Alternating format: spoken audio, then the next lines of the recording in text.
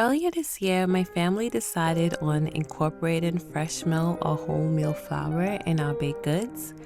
As I was seeking for wheat berries and watching Homesteaders content, I decided to give Azure Standard a try. I loved my experience so much that I'm back. Okay. This time I purchased a few more items and last, but still mostly grains.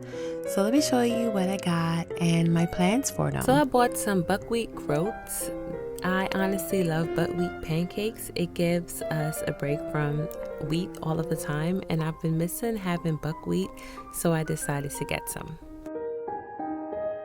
Next, we have kidney beans. In a Caribbean household, kidney beans magically becomes peas when you're making rice and peas. So I bought it for that purpose mainly because we eat a lot of rice and peas in my house. So we use kidney beans for that most of the time. We also purchased some popcorn kernels. I actually love popping popcorn on the stovetop. I usually pop it in some coconut oil. My friend told me about this method and I've never went back ever since. And I really do enjoy popcorn, and it's a healthier snack than most snacks. White beans or navy beans has become one of our favorite beans. I like to use it in my quinoa bowls or to stretch meat for our meals. So that's why I got it this time, and I got a lot. Okay, so it should last us a long time. So the last time I bought lentils, and I still have a little bit of lentils remaining. I really love lentils because it is rich in iron, and a lot of times, sometimes I need my iron, especially as a woman. So I like to incorporate lentils a lot into my meals, and I really love lentil soup. Soft white wheat is another repeat buy. I mostly use it to make weekend chocolate chip cookies. I believe I also made brownies, and I did make a cake, which was really good. Once you have wholemeal flour cookies, you'll never want to go back. It's so good. Yet another repeat buy is croissant, and I tried it for the first time this year. I've been milling it and using it in my bread making. I did not purchase a lot the last time, so I went through it pretty fast. So this time I got a 50-pound bag, and I hope to use it a lot more inside of my breads. Spelt is an ancient grain I also make bread out of. I usually buy a small container at my local farmer's market, but I decided to go big and buy a 25-pound bag of spelt grain.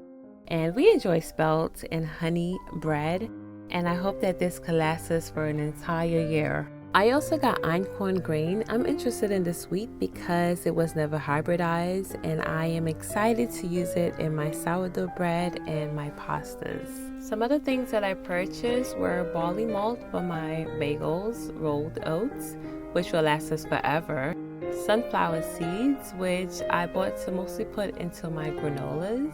I also got emma grain, which I will be using for salads and just various different things. So now that that's done, my daughter has been asking if I can make granola for her. So we're just going to make some granola with some of the ingredients that we have now that we have our rolled oats. I usually start off by using Rice Krispies cereal because it makes my granola much more crunchier, but it's not really needed. And then I'm going to use my rolled oats. So I use 2 cups of the Rice Krispies and 3 cups of my rolled oats. I am also going to use 1 cup of my sunflower seeds. What I like to do is to have 5 cups of my oats. That includes my Rice Krispies if I'm using, and 3 cups of my dry fruits and nuts. And so I'm using 1 cup of coconut because we like coconut in our granola. And I'm going to use half a cup of coconut oil and half a cup of honey. And I'm going to put that inside of the mixture of granola, and you're going to mix those together along with some vanilla extract. I usually use about 2 teaspoons of vanilla extract, and then I also incorporate a 1/4 cup of brown sugar and 1 teaspoon of salt. And I'm going to mix those together. And then I am going to place it on a cookie sheet that is lined with parchment paper, and I am going to spread it all over the cookie sheet. And once it's finished spread all over the cookie sheet, I like to press my granola down just a little bit. Then I'm going to bake it at 350 degrees for 30 minutes. Halfway through, which is 15 minutes, I am going to basically stir and flip around the granola. and I'm going to put it back in the oven to be baked for another 15 minutes. And when it's done, I am going to now add my dried fruits. So my dried fruits of choice was just some leftover raisin medley, and I also had some blueberries. So I'm just mixing those together, and that will equate to about 1 cup. I let my granola cool, and then I put it away, usually in a container, but today we're using a gallon bag. And this granola, it doesn't last us very long. We go through it within a few days, and that's because we're a family of 8 and we eat. So my children like eating it with yogurt, and sometimes they just eat it like cereal because they don't get cereal all the time. So because I just got my Azure Standard delivery, I really wanted to make bagels because I wanted to try my malt powder. And so I am just making just a simple bagels with just 4 cups of bread flour, 1 tablespoon of instant yeast, 2 teaspoons of salt, 1 tablespoon of the malt powder, and 1.5 cups of water. So I really wanted to try these bagels. I don't know, I was just craving some bagels. I love bagels. We love bagels. We go through bagels in this house like nothing. And even though I like sourdough bagels, I think I prefer yeast bagels because they just come out better to me. Maybe it's me, but the all sourdough bagels, I just feel like it's not as great. It's not as superior to like the regular yeast bagel. And I'm fine with that. I'm fine with still using yeast sometimes here and there. So I'm just rolling out my bagels. I already kneaded them and I let it rise, the first rise, and then now I am just shaping my bagels. I think I equal these bagels to around 126 grams.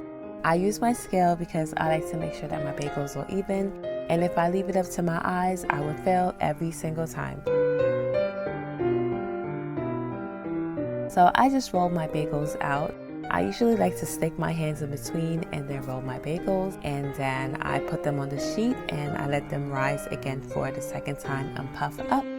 And once they're all puffed up, then I usually like to get my big pot of water, and I'm also going to put malt powder into my water and I'm going to stir. So listen, you guys going to see that my kitchen looks messy.